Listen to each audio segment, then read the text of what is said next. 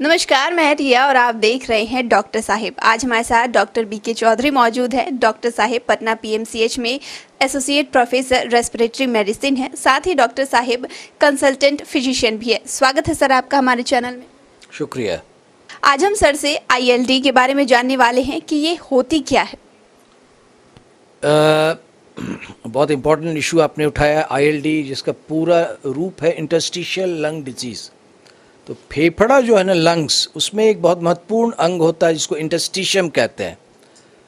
तो अभी बहुत बहुत इम्पॉर्टेंट, अभी हम अपने जब यूजी लोगों को और पीजी लोगों को पढ़ाते हैं तो हम उन लोग को बताने जा रहे हैं कि देखो भाई, हम लोग तो बहुत सीनियर हो गए, हम लोग का एक्सपीरियंस बहुत हो गया, तुम्हारे समय में दो इम्पॉर्टेंट इश्यूज़ आने जा रही है जो तुम लोग को, समाज को बाढ़ की तरह तुम्हारे ऊपर छाएगा, तुम लोग को टैकल करना। एक एमडीआर, ड्रग रेसिस्टेंट टीबी, दूसरा आईएलडी।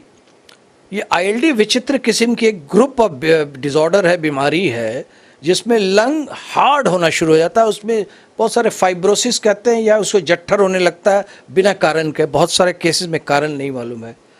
तो कोई पेशेंट है, बिल्कुल नॉर्मल है, अचानक सुने कि सांस फूलने लगा, 3 महीने 4 महीने 6 महीने बाद डेथ हो गई उसकी। तो ये बड़ा अजूबा सा लगता है। होता क्या है कि इंटरस्टिशियल लंग डिजीज एक्चुअली कई प्रकार का होता है, बहुत बड़ा ग्रुप है। एक उसमें एक विशेषकर होता है आईपीएफ, इडियोपैथिक पल्मोनरी फाइब्रोसिस, उसमें कारण नहीं मालूम है।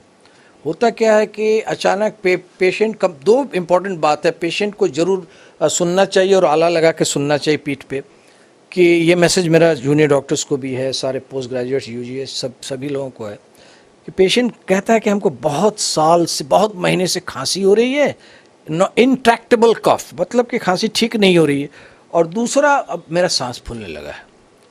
तो ये दोनों लक्षण तो दम्मा में भी होता है, सीओपीडी में भी होता है, लेकिन ये आईएलडी कैसे हुआ?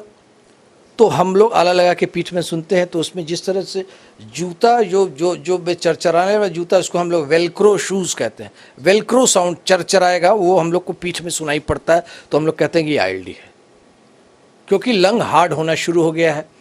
तो लंग हार्ड होता है तो धीरे धीरे वो फिर उसमें खून की नली है, उसमें हाइपरटेंशन होता है, पल्मोनरी हाइपरटेंशन कहते हैं, फिर हार्ट फेलियर होती है, फिर पेशेंट का डेथ हो जाता है, ऑक्सीजन की बहुत ज़्यादा कमी होती चली जाती है। तो जिस दिन डायग्नोसिस हुआ उस दिन से 3 से 5 साल उसका लाइफ है आईपीएफ आईएलडी का। डायग्नोसिस आज हुआ तो 2.5-3 साल, मैक्सिमम 5 इयर्स में उसका डेथ हो जाता है। हम लोग कुछ नहीं कर पाते, हम उसकी लाइफ को सिर्फ बढ़ाते हैं, सपोर्ट करते हैं, ऑक्सीजन देते हैं, कुछ स्टीरॉयड देते हैं, कुछ दवाएं आई हैं, 1-2 दवा अभी आई है मार्केट में, एंटीफाइब्रोटिक ड्रग्स, जिसको परफेनिडोन और हम लोग निंटेडानिब कहते हैं, 2 ग्रुप की दवा जो बाद में भी हम लोग बात करेंगे। तो वो दोनों दवाएँ हम लोग देते हैं, तो लाइफ कुछ प्रोलॉन्ग कर रहे हैं, लेकिन क्योर इसका नहीं आया है। दूसरी महत्वपूर्ण बात यह कि कई बीमारियां ऐसी जिससे सेकेंडरीली ये हो जा रहा है, जैसे गठिया, रूमेटॉइड आर्थराइटिस है, या एसएलई है, या सिस्टम स्क्लेरोसिस है।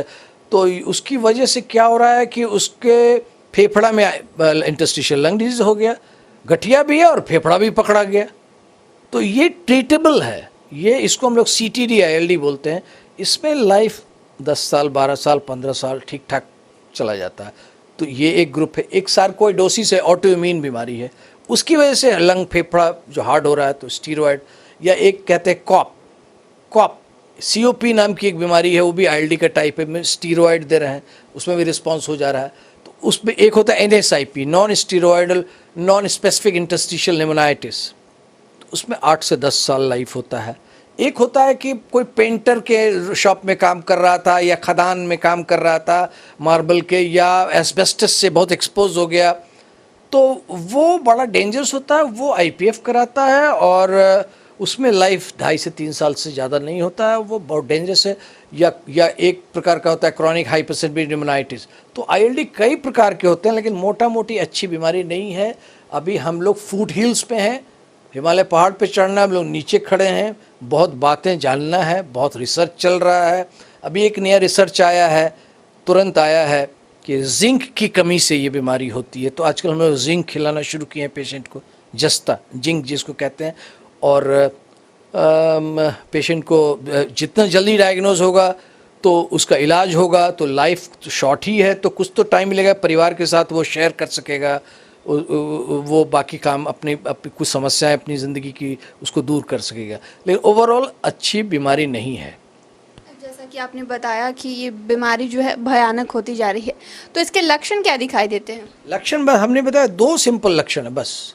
पहला लक्षण है कि वो खांसी इंट्रैक्टेबल, कफ सिरप पीते रहेगा ठीक नहीं होगा, सांस फूलेगा उसका, चलेगा तो दम फूलना शुरू हो जाएगा।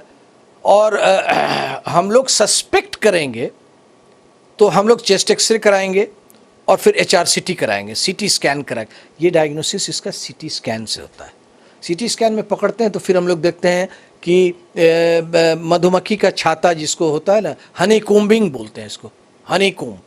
तो मधुमक्खी छाता के अपीयरेंस का CT स्कैन में मिला, हम लोग क्लेंज कर लेते हैं डायग्नोसिस कि अरे ये तो IPF है, ये तो ILD है, और उसको हम लोग तुरंत स्टीरॉयड या ब्रोंकोडायलेटर या मेन 2 दवा जो है आइदर दोनों में से एक परफेनिडोन या निंटेडानेब हम लोग सिलेक्ट करते हैं पेशेंट के साथ, उस पर डाल देते हैं। एंटी फाइब्रोटिक ड्रग है, क्योंकि फाइब्रोसिस हो रहा है, हार्डनिंग हो रही है, फेफड़ा के अवयव जो हैं हार्ड हो रहे हैं, टाइट हो रहे हैं, वो बिल्कुल पत्थर की तरह हो रहे हैं। तो लंग का नॉर्मल काम क्या, स्पंजी होता है, फेफड़ा स्पंज की तरह फूल रहा है, पचक रहा है, ऑक्सीजन अंदर ला रहा है, कार्बन डाइऑक्साइड निकल रहा है, लेकिन यहाँ धीरे धीरे स्टिफ हो जाएगा, स्टिफनेस हो रहा है, हार्डनेस हो रहा है, तो ऑक्सीजन लेना और कार्बन डाइऑक्साइड निकालना धीरे धीरे कम जाएगा, वो अपना काम भूल रहा है, उसका काम ख़त्म हो जाएगा, द पेशेंट डाइज। तो ऐसे कंडीशन में ओवरऑल प्रोग्नोसिस की अच्छी नहीं है। जितना जल्दी डायग्नोज हो, पता चल जाए, अच्छी बात है, ताकि उसके लाइफ को हम लोग कुछ प्रोलॉन्ग कर सकें। जैसा कि आपने बताया कि जहाँ पे एस्बेस्टस वगैरह बनते हैं, ये सब जगह पे लोग काम करते हैं, उसकी वजह से ये बीमारी ज़्यादा हो रही है, तो उस सिचुएशन में वो लोग क्या बचाव कर सकते हैं? ऐसा नहीं है कि जो बीमारी सिर्फ उन्हीं लोगों को हो रही है, ये वो प्रोन है ज़्यादा, उसमें भी कुछ बहुत सारे आनुवांशिक भी होता है, कुछ प्री डिस्पोज होते हैं कि फलाना आदमी है, वह फैमिली में भी रन कर रहा है, कि बाबा को हुआ था, पिता को हुआ, पुत्र को हो रहा है, वो खदान में गया तो उसको हो गया, सारे लोग खदान में गए उसको नहीं होता है। ऐसा नहीं है कि सभी लोगों को हो जाता है, उसमें ख़ास लोग जो प्री डिस्पोज्ड हैं, जिनके फैमिली में वह आनुवांशिक है, वैसे सिचुएशन में वैसे लोगों को होता है, सभी लोगों को नहीं होता है। धन्यवाद डॉक्टर साहब। धन्यवाद। तो आप डॉक्टर बीके चौधरी को सुन रहे थे, जिन्होंने इतनी सारी जानकारी हमारे साथ साझा की है। चैनल को सब्सक्राइब करें, फेसबुक पेज को लाइक करें। साथ ही डॉक्टर साहब से आपके और क्या सवाल है, हमें कमेंट कर या मेल के माध्यम से भेज सकते हैं। वीडियो देखने के लिए आपका शुक्रिया।